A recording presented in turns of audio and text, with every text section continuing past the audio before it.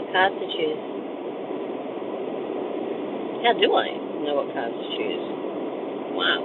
There are so many cards out on the market today that it can be really overwhelming when you look and you try and decide, especially if you're choosing for the very first time or you're new to card reading. It can be really overwhelming to decide what kind of cards do I need. You know, everywhere you look, there's different kind of cards. Affirmation cards, meditation cards, tarot cards, you know, oracle cards. What's the bloody difference?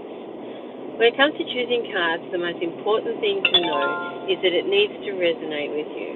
The answer is it's all about you. You need to stop and think about, why do you want cards? What do you want to get out of them? How are you going to use them?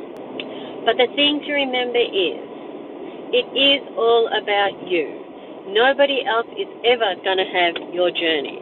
Nobody else is ever going to use cards exactly like you. You don't want to be a cookie cutter. You're unique.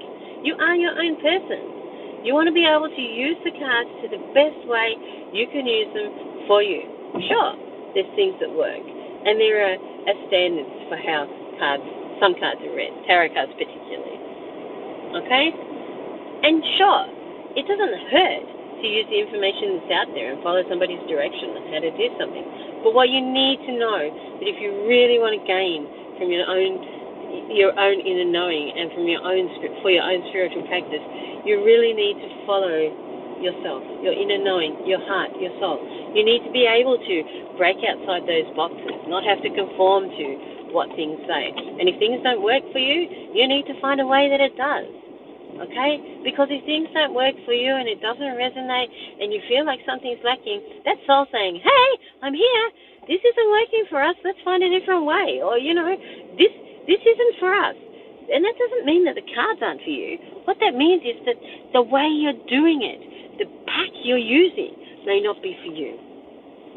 So think about when you're looking at buying cards, especially your very first pack, what do I want to get out of this? Am I buying these cards because somebody else has said, oh my God, these are fantastic? Or am I buying these cards because they resonate for me? Am I buying these cards because they ultimately are what my soul keeps coming back to? Often I'll go into a bookstore, somewhere like QBD, Dimix, all those kind of places that sell cards, even a spiritual store, and I will look at all the different cards, and I will see the cards. Now, it's important to know that when you're going to places like that and the cards have been potentially picked up by lots of people and different things, that sometimes you might be drawn to a set of cards, and then you pick them up to look at them and you're like, oh, actually, they're not for me. That doesn't necessarily mean they're not for you.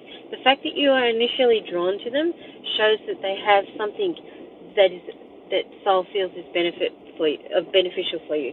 The fact that when you picked them up, you were like, oh, maybe these aren't for me, might be that they're not for you.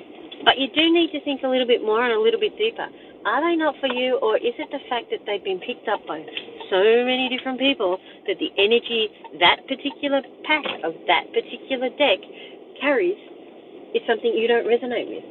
Now, this happens more often than we realize. We buy something and we think, oh, or we look, it's like fashion. We're like, oh, I really like this skirt, and you'll see it and you'll find it in your size, and you'll be, you know, rummaging around and blah, blah, blah, blah, blah, and everything. And then the next thing is, you're kind of like, yep, there's my size. Pull that one out. Yeah, no, not that one. Pull out another one. Yep, that's my size too. Yep, I'll have that one. Why is that? Well, one of the reasons might be the fact that the energy of the people who have handled it before doesn't resonate with you. Now, you can clear energy, you can wash energy away, you can visualize energy away. There are lots of ways you can do it. So we're getting off track here. The thing I'm trying to make you aware of is the fact that if you are drawn to a deck and then you pick it up and you go, oh, this isn't for me, don't completely dismiss it. Walk away at that moment. That's absolutely fine.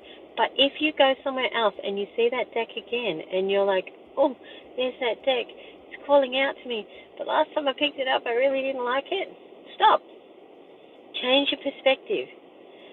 You notice the deck for a second or third or fourth time. That must mean something. So pick up the deck, see what it looks like, see what it feels.